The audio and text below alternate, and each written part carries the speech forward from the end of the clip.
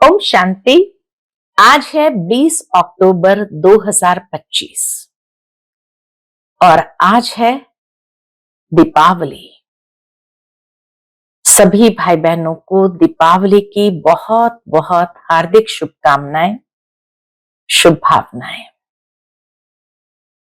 संगम का ये अनोखा त्योहार हम ब्राह्मणों का बहुत सुंदर यादगार है, जहां स्वयं दीपराज बाबा आकर के हम सब की अमर ज्योति जगाते हैं और दीप रानियां बना करके दीपराज के साथ ये अलौकिक मिलन मनाते हैं, जहां हर एक दीप रानी अपने दीपराज के साथ मिलन मनाते हैं। उसी का ही यादगार एक महारास के रूप में और दीपावली के रूप में आज संसार मना रहा है। कितना न सौभाग्य है हम सभी का, जो सारे कल्प में एक ही बार ये अनोखा मिलन संभव होता है। और हम कितना न सौभाग्यशाली आत्माएं हैं, जो हम उस दीपराज की दीप रानियां हैं। तो आइए आज इसी खुशी और नशे में रहे और दीपराज बाबा के साथ सुंदर मिलन का अनुभव करें, क्योंकि इसी मिलन का यादगार दीपमाला है, जहां हर एक बच्चे की ज्योति जग जाती है और दीपराज के साथ ऐसी दीपमाला बन करके नई सतयुगी दुनिया में जाकर वहां राज्य करने का सुअवसर प्राप्त होता है। तो पुनः पुनः सभी भाई बहनों को, दीपरानियों को बहुत बहुत दीपावली की हार्दिक शुभकामनाएं। आज बाप दादा हम बच्चों को पुनः स्मृति दिलाते हैं कि पढ़ाई पढ़ना और दूसरों को भी पढ़ाना ये हमारा कर्तव्य है। बाबा आए हैं हम सब बच्चों को पढ़ाने के लिए। वही हमारा परम पिता भी है, परम शिक्षक भी है। आकर के बड़े रुचि से हमें पढ़ाते हैं। तो बाबा कहते तुम बच्चों को भी इतना ही रुचि से पढ़ना है।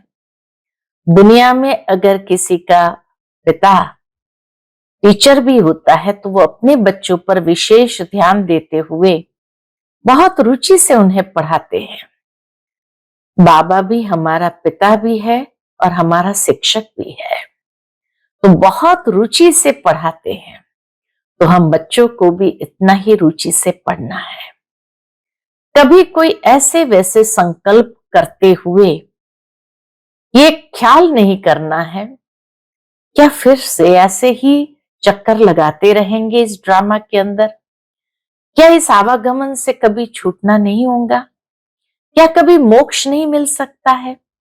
बाबा कहते ऐसे व्यर्थ का चिंतन कभी नहीं करना है। जितना रुचि से बाबा हम बच्चों को पढ़ाते हैं, पढ़ते हुए हर बात को यथार्थ रूप से धारण करनी है।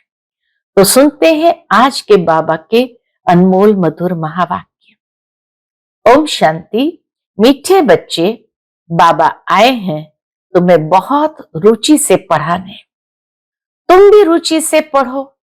नशा रहे हमको पढ़ाने वाला स्वयं भगवान है।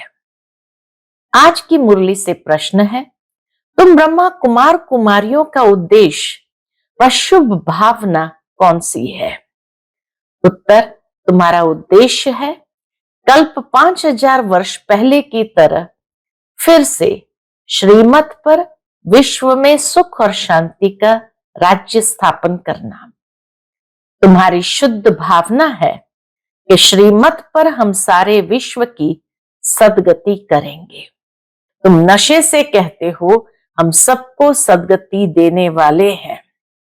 तुम्हें बाप से पीस प्राइज मिलती है नरकवासी से स्वर्गवासी बनना ही प्राइज लेना है। प्राइज कौन सी है? नरकवासी से स्वर्गवासी बनना, यही प्राइज है। ओम शांति। स्टूडेंट जब पढ़ते हैं तो खुशी से पढ़ते हैं, टीचर भी बहुत खुशी से, रुचि से पढ़ाते हैं। रूहानी बच्चे ये जानते हैं कि बेहद का बाप जो टीचर भी है, हमको बहुत रुचि से पढ़ाते हैं। उस पढ़ाई में तो बाप अलग होता है, टीचर अलग होता है जो पढ़ाते हैं। कोई कोई का बाप ही टीचर होता है जो पढ़ाते हैं, तो बहुत रुचि से पढ़ाते हैं, क्योंकि फिर भी ब्लड कनेक्शन होता है ना। अपना समझकर बहुत रुचि से पढ़ाते हैं। यह बाप तुम्हें कितना रुचि से पढ़ाते होंगे, तो बच्चों को भी कितना रुचि से पढ़ना चाहिए। डायरेक्ट बाप पढ़ाते हैं और ये एक ही बार आकर पढ़ाते हैं। बच्चों को रुचि बहुत चाहिए, पढ़ाई में रुचि बहुत चाहिए। बाबा भगवान हमको पढ़ाते हैं, ये भी कितना ऊंचा स्वमान है, सौभाग्य है कि स्वयं भगवान हमको पढ़ाते हैं और हर बात अच्छी रीति समझाते रहते हैं।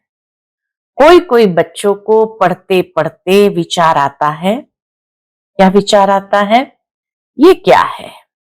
ड्रामा में ये आवागमन का चक्र है, परंतु ये नाटक रचा ही क्यों? ये विचार आते हैं, ये नाटक रचा ही क्यों? इससे क्या फायदा? बस सिर्फ ऐसे चक्कर ही लगाते रहेंगे, इससे तो छूट जाए तो अच्छा है। जब देखते हैं यह तो 84 का चक्कर लगाते ही रहना है, तो ऐसे ऐसे ख्यालात आते हैं। वास्तव में बाबा कहे, मनुष्य को मोक्ष चाहिए नहीं, बस यहां जब है, थक गए हैं, तो ऐसे विचार आते हैं। भगवान ने ऐसा खेल क्यों रचा है जो आवागमन के चक्र से छूट ही नहीं सकते हैं? इससे तो मोक्ष मिल जाए तो अच्छा। सोचते हैं इससे तो मोक्ष मिल जाए, ऐसे ऐसे ख्यालात कई बच्चों को आते हैं। इस आवागमन से, दुख सुख से छूट जाए। बाप कहते ये कभी नहीं हो सकता। क्यों नहीं हो सकता? क्योंकि कर्म में आना ये आत्मा का निज स्वभाव है। आत्मा कर्म के बिना नहीं रह सकती है, इसीलिए छूट नहीं सकते हैं। जिस तरह आज कोई व्यक्ति अगर बहुत थक करके आए, बहुत थका हुआ हो, और वो अपने परिवार के सदस्य को कहे, आज मैं बहुत थका हूं, मैं सो जाता हूं, किसी का भी फोन आए, कोई भी आए, मेरे को उठाना नहीं, मैं उठना नहीं चाहता, मैं सोना चाहता हूं, बहुत थक गया। ठीक है, सो गया, 8 घंटा, 10 घंटा, 12 घंटा सो गया। जब फ्रेश हो जाएगा तो उठेगा या नहीं उठेगा? जरूर उठेगा। उस समय अगर उसके परिवार के सदस्य कहे, आप तो सोना ही चाहते थे, उठना ही नहीं चाहते थे, अब क्यों उठे, सोए रहो, तो क्या कहेगा? वो तो जब थका हुआ था तब कहा, अब तो फ्रेश हो गया हूं, अब क्यों सोऊंगा? ठीक इसी तरह जब आत्मा भी आवागमन के चक्र में आते आते, ये दुख सुख के चक्र में आते आते थक जाती है, 84 जन्म लिए थक जाती है, तो उसके मन में भी ऐसे ख्यालात आते हैं कि बस अब तो मोक्ष मिल जाए, आना ही नहीं है, इस दुनिया के चक्र में आना ही नहीं है, ऊपर ही रहना है। लेकिन ऊपर जाने के बाद रेस्ट हो गया, फ्रेश हो गए, फिर क्या आएंगे या नहीं आएंगे? जरूर आएंगे। और इसलिए मनुष्य स्वयं उस चक्र से छूटना नहीं चाहता है। थका हुआ होता है तब कहता है मोक्ष मिल जाए तो अच्छा है, बाकी नहीं। तो बाबा कहते ऐसे ऐसे ख्यालात कई बच्चों को आते हैं, इस आवागमन से दुख सुख से छूट जाए। बाप कहते ये कभी नहीं हो सकता, मोक्ष पाने के लिए कोशिश करना ही वेस्ट हो जाता है। बाप ने समझाया है एक भी आत्मा पाठ से छूट नहीं सकती। आत्मा में अविनाशी पाठ भरा हुआ है, वह है ही अनादि अविनाशी, बिल्कुल एक्यूरेट एक्टर्स है। इस संसार के चक्र में बिल्कुल एक्यूरेट एक्टर्स है, एक भी कम जास्ती नहीं हो सकते। तुम बच्चों को सारी नॉलेज है, इस ड्रामा के पार्ट से कोई छूट नहीं सकता, इस ड्रामा के पार्ट से कोई छूट नहीं सकता, न कोई मोक्ष पा सकता है। सब धर्म वालों को नंबरवार आना ही है। बाप समझाते हैं ये बना बनाया अविनाशी ड्रामा है। तुम भी कहते हो, क्या कहते हैं बाबा, अब जान गए कैसे हम 84 का चक्र लगाते हैं। यह भी समझते हो पहले पहले जो आते होंगे वो 84 जन्म लेते होंगे, पीछे आने वाले के जरूर कम जन्म होंगे। यहां तो पुरुषार्थ करने का है, पुरानी दुनिया से नई दुनिया जरूर बननी है। बाबा हर एक बात बार बार समझाते रहते हैं। क्यों? क्योंकि नए नए बच्चे आते रहते हैं, नए नए भी आते हैं और पुराने को याद नहीं होती है कई पॉइंट्स, तो इसीलिए बाबा बार बार समझाते रहते हैं। उनको आगे की पढ़ाई कौन पढ़ाए, तो बाप नए नए को देख फिर पुरानी पॉइंट्स की रिपीट करते हैं। तुम्हारी बुद्धि में सारी नॉलेज है, जानते हो शुरू से लेकर कैसे हम पाठ बजाते आए हैं। तुम यथार्थ रीति जानते हो, कैसे नंबरवार आते हैं, कितने जन्म लेते हैं। इस समय ही बाप आकर ज्ञान की बातें सुनाते हैं। सतयुग में तो है ही प्रारब्ध, यह इस समय तुमको ही समझाया जाता है। गीता में भी शुरू में फिर पिछाड़ी में ये बात आती है, 2 बार एक ही बात कही गई है गीता में। कौन सी? मन मना भव। पढ़ाया जाता है स्टेटस पाने के लिए, तुम राजा बनने के लिए अपुरुषार्थ करते हो। और धर्म वालों को तो समझाया है कि वह नंबरवार आते हैं, धर्म स्थापक के पिछाड़ी सबको आना पड़ता है, राजाई की बात नहीं। एक ही गीता शास्त्र है जिसकी बहुत महिमा है। भारत में ही बाप आकर सुनाते हैं और सबकी सदगति करते हैं। वह धर्म स्थापक जो आते हैं वो जब मरते हैं तो बड़े बड़े तीर्थ बना देते हैं। वास्तव में सबका तीर्थ ये भारत ही है, जहां बेहद का बाप आते हैं। बाप ने भारत में ही आकर सर्व की सदगति की है। बाप कहते हैं मुझे लिबरेटर गाइड कहते हो ना, हम तुमको इस पुरानी दुनिया दुख की दुनिया से लिबरेट कर शांतिधाम सुखधाम में ले जाते हैं। बच्चे जानते हैं, क्या जानते हैं? बाबा हमें शांतिधाम सुखधाम ले जाएंगे, बाकी सब शांतिधाम जाएंगे। दुख से बाप आकर लिबरेट करते हैं। उनका जन्म मरण तो है नहीं, बाप आया फिर चला जाएगा। उनके लिए ऐसे थोड़ी कहेंगे कि मर गया, जैसे शिवानंद के लिए कहेंगे शरीर छोड़ दिया। फिर क्रिया कर्म करते हैं, ये बाप चला जाएगा तो इनका क्रिया कर्म सेरेमनी आदि कुछ भी नहीं करना होता है। उनके तो आने का भी नहीं पता पड़ता, क्रिया कर्म आदि की तो बात ही नहीं है। और सब मनुष्य का क्रियाकर्म करते हैं, बाप का क्रियाकर्म होता नहीं, उनको शरीर ही नहीं। सतयुग में यह ज्ञान भक्ति की बातें होती नहीं, यह अभी ही चलती है और सब भक्ति ही सिखलाते हैं। आधा कल्प है भक्ति, फिर आधा कल्प के बाद बाप आकर ज्ञान का वर्षा देते हैं। ज्ञान कोई वहां साथ नहीं चलता है। सतयुग में ज्ञान चलता नहीं है, वहां बाप को याद करने की दरकार ही नहीं रहती। वहां बाप को याद करने की दरकार ही नहीं रहती। मुक्ति में है, शांति धाम में बाबा को याद नहीं करते हैं, क्योंकि मुक्ति में है। वहां याद करना होता है क्या? दुख की फरियाद वहां होती ही नहीं। भक्ति भी पहले अव्यभिचारी, फिर व्यभिचारी, इस समय तो अति व्यभिचारी भक्ति है। अनेकों की भक्ति हो गई है। इसको रौरव नरक कहा जाता है। एकदम तीखे में तीखा नरक है। फिर बाप आकर तीखा स्वर्ग बनाते हैं। इस समय है 100% दुख, फिर 100% सुख शांति होगी। आत्मा जाकर अपने घर विश्राम पाएगी। समझाने में बड़ा सहज है।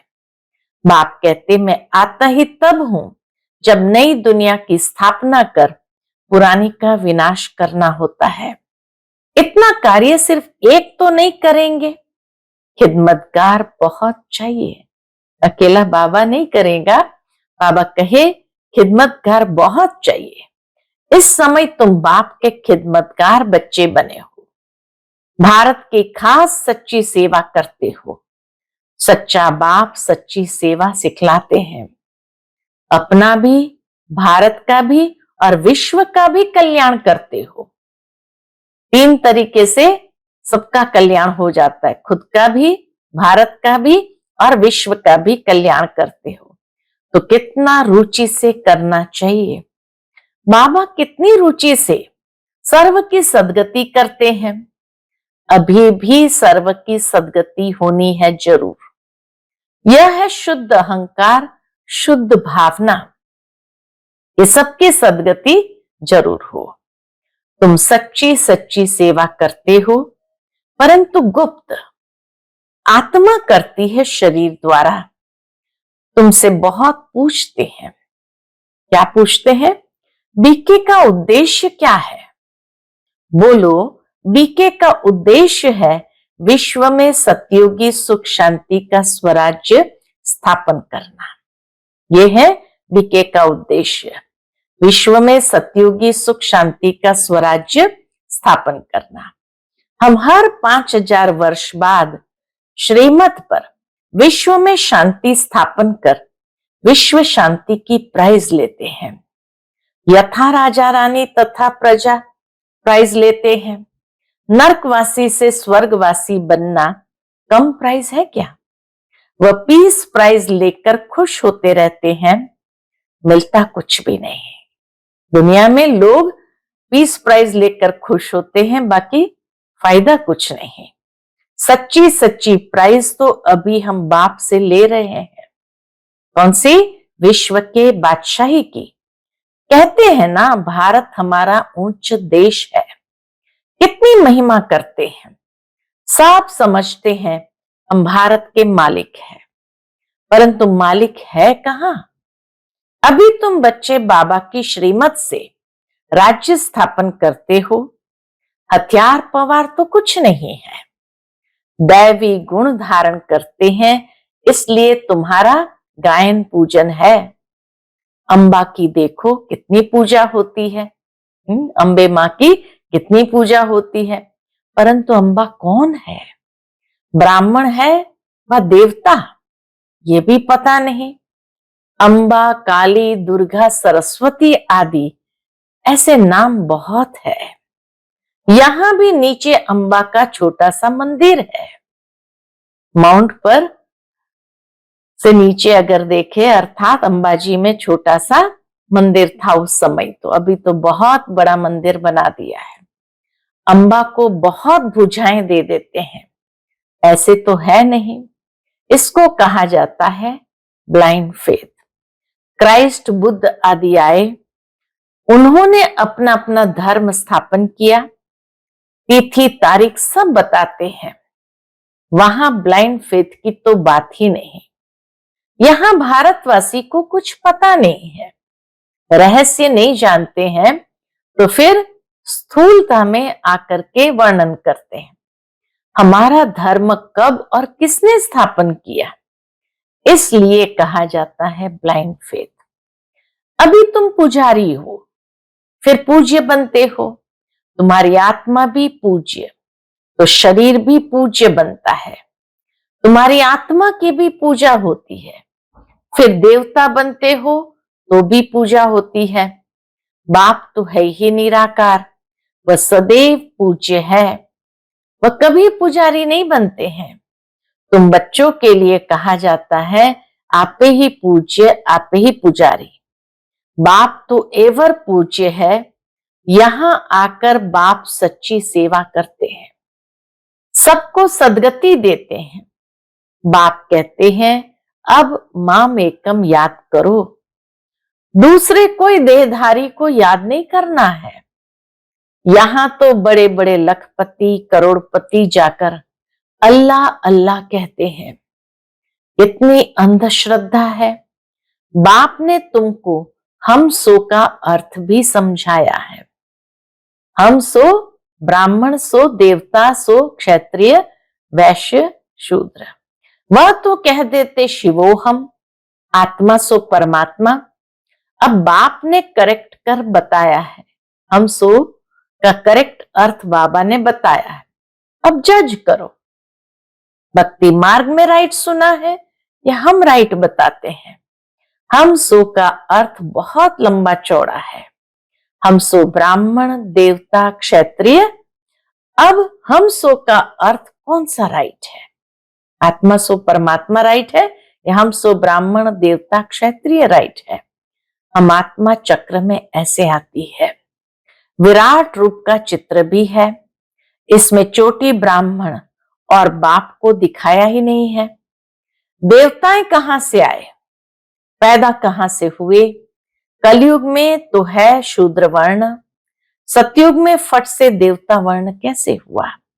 कुछ भी समझते नहीं। भक्ति मार्ग में मनुष्य कितना फंसे रहते हैं।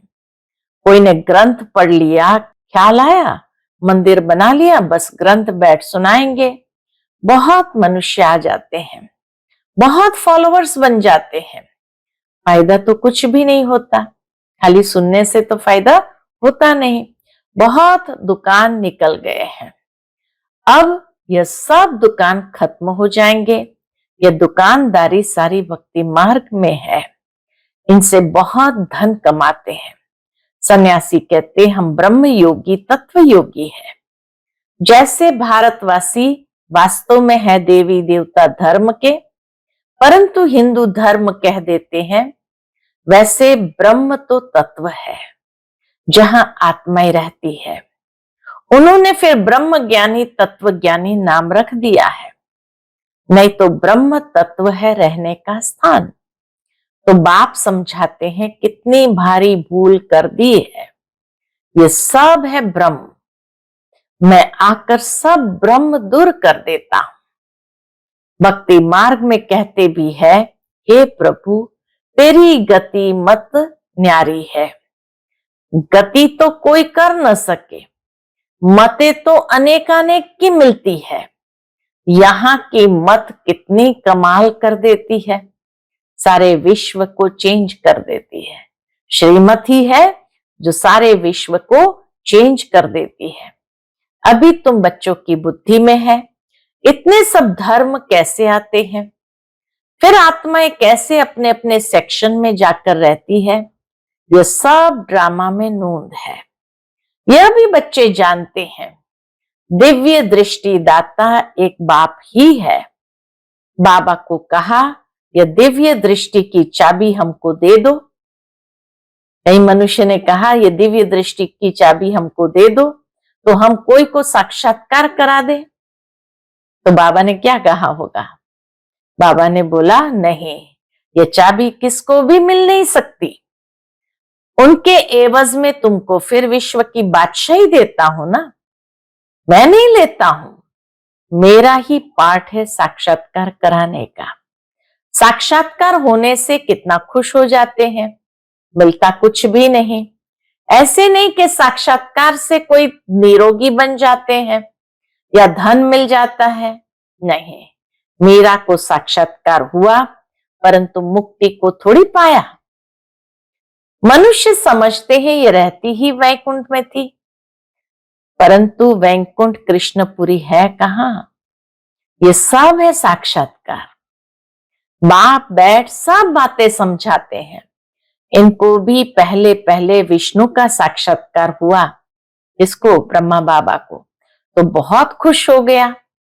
वह भी जब देखा कि मैं महाराजा बनता हूं, विनाश भी देखा, फिर राजाई का भी देखा, तब निश्चय बैठा, ओहो मैं तो विश्व का मालिक बनता हूं। बाबा की प्रवेशता हो गई। बस बाबा ये सब आप ले लो। तो ब्रह्मा बाबा ने जैसे ही महसूस किया शिव बाबा की प्रवेशता हो गई, तो कहा बस बाबा ये सब आप ले लो, हमको तो विश्व की बादशाही चाहिए। तुम भी ये सौदा करने आए हो ना। जो ज्ञान उठाते हैं उनकी फिर भक्ति छूट जाती है। जो यथार्थ रीति से ज्ञान को उठाते हैं उनकी फिर भक्ति छूट जाती है। अच्छा, मीठे मीठे सिकिलदे बच्चों प्रति माता पिता बाप दादा का याद प्यार और गुड मॉर्निंग। रूहानी बाप की रूहानी बच्चों को नमस्ते। हम सब रूहानी बच्चों की रूहानी माता पिता बाप दादा को याद प्यार गुड मॉर्निंग और नमस्ते। नमस्ते, शुक्रिया बाबा, शुक्रिया। आज की मुरली से धारणा के लिए मुख्य सार है। पहली पॉइंट, दैवी गुण धारण कर श्रीमत पर भारत की सच्ची सेवा करनी है। अपना, भारत का और सारे विश्व का कल्याण बहुत बहुत रुचि से करना है। दूसरी पॉइंट, ड्रामा की अनादि अविनाशी नूंद को यथार्थ समझ कोई भी टाइम वेस्ट करने वाला पुरुषार्थ नहीं करना है। व्यर्थ ख्यालात भी नहीं चलाने हैं। आज का बाप दादा का मधुर वरदान हम बच्चों के प्रति है। दीपराज बाप द्वारा अमर ज्योति की बधाई लेने वाले सदा अमर भव। दीपराज बाप द्वारा अमर ज्योति की बधाई लेने वाले सदा अमर भव। भक्त लोग, आप चैतन्य दीपकों की यादगार जड़ दीपकों की दीपमाला मनाते हैं। आप जगे हुए चैतन्य दीपक बालक बन दीपकों के मालिक से मंगल मिलन मनाते हैं। बाबा कहे, आप जगे हुए चैतन्य दीपक बालक बन दीपकों के मालिक से मंगल मिलन मनाते हो। बाप दादा आप बच्चों के मस्तक में जगा हुआ दीपक देख रहे हैं। आप अविनाशी अमर ज्योति स्वरूप बच्चे दीपराज बाप द्वारा बधाइयां लेते सदा अमर भव का वरदान प्राप्त कर रहे हो। आप अविनाशी अमर ज्योति स्वरूप बच्चे दीपराज बाप द्वारा बधाइयां लेते सदा अमर भव का वरदान प्राप्त कर रहे हो। यह दीपराज बाप और दीप प्राणियों के मिलन का ही यादगार दीपावली है। आज का स्लोगन है, आप और बाप दोनों ऐसा कंबाइंड रहो जो तीसरा कोई अलग कर न सके। आप और बाप दोनों ऐसा कंबाइंड रहो जो तीसरा कोई अलग कर न सके। आज का व्यक्त इशारा, स्वयं और सर्व के प्रति मनसा द्वारा योग की शक्तियों का प्रयोग करो। उसके अंतर्गत वर्तमान समय के प्रमाण सर्व आत्माएं प्रत्यक्ष फल अर्थात प्रैक्टिकल प्रूफ देखना चाहती है, तो तन मन कर्म और संपर्क संबंध में साइलेंस की शक्ति का प्रयोग करके देखो। तन मन कर्म और संपर्क संबंध में साइलेंस की शक्ति का प्रयोग करके देखो। शांति की शक्ति से आपका संकल्प वायरलेस से भी तेज किसी भी आत्मा प्रति पहुंच सकता है। इस शक्ति का विशेष यंत्र है शुभ संकल्प। इस संकल्प के यंत्र द्वारा जो चाहे वह सिद्धि स्वरूप में देख सकते हो। अच्छा, ओम शांति।